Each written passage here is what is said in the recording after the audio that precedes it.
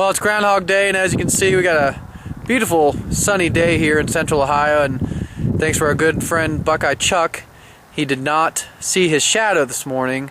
So as old folklore has to say, it looks like we're going to have an early spring, which not really surprising that they're predicting that, given the fact that December and January winter has pretty much been non-existent. In that 2 months' time, we have plowed once, and we've done 5 full salt runs, which is not even close to enough to be in a winter. That's more like what we should do in like a 2-week period, not a 2-month period. So happy to hear and see that Buckeye Chuck is predicting an early spring. I know it's a welcome sight here in Ohio. We're definitely looking forward to getting out and getting into the yards and starting our spring cleanups and fertilizations, and finally being able to put the blades to the grass, as we like to say, put those grasshoppers out there and do what we do best. That's cutting grass.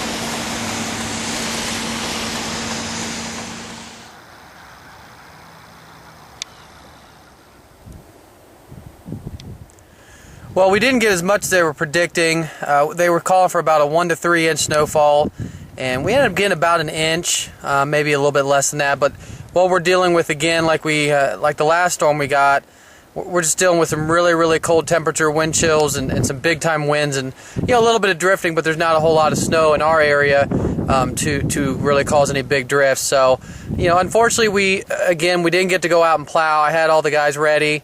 We had all the trucks in position, but once again, there just wasn't enough to plow. But thankfully, we have been able to go out and spread some salt in some of our lots, so that's been better than nothing.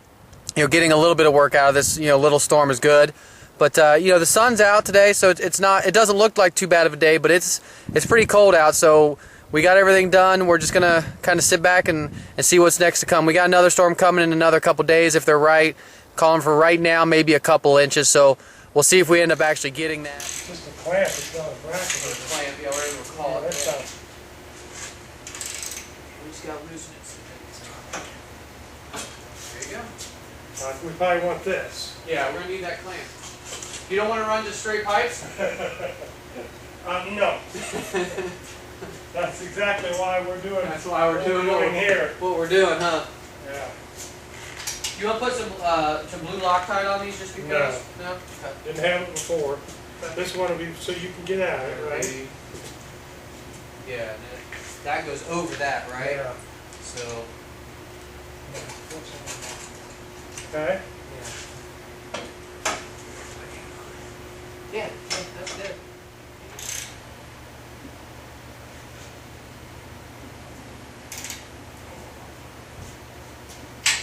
Okay.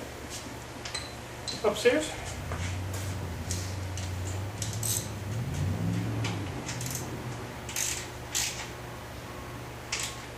I like those. Okay? Yep. Alright, let's see. You're neutral. It's in there. Fire it up. Let me feel like go out.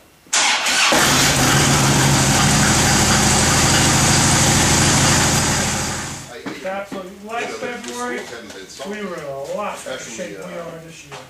Especially screwy, that's for sure. Yeah. It's just wet, isn't it? Yep. Conger was the same way. That's what I told Dad. It was melted off. I came by Conger, we had not salted it, and it was melted off, and it looked the same as St. Mary's, which had salted. Yeah. Yeah. And Bethesda had salted. Yep. And it was just, Shield. it's all melting. It was all about It's all melting on contact. Only thing we can hope for is that refreeze tonight. Yeah. It'll drop below Yeah. freezing tonight. No. Because after that, we're done. I'm going to try it. I mean, there's nothing the rest of this week. It's going to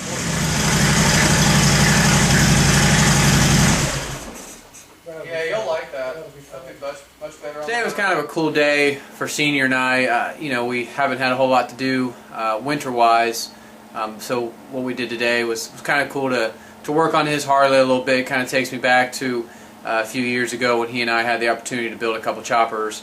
So it was always fun and always enjoyable when I get a chance to kind of do that stuff with him and kind of change of pace. Kind of takes us away from the business side of it and gets us back to just kind of being father and son. We have all the areas, even like the backfield, the north field, the housing, south of 50, just so we can kind of break it up into acreage. So like I said yesterday, if it gets to a point where he calls and says, hey, I'm getting complaints that the 2 efficiency yards aren't looking as good as the campus, too many weeds, can you guys do that and how much? And then we already have the square We have footage those numbers. figure. We could have them numbers. That's what I was hoping to do today. 47,764.32 square feet.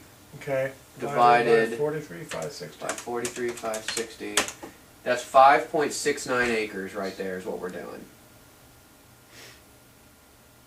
All right, I'll tell you what now.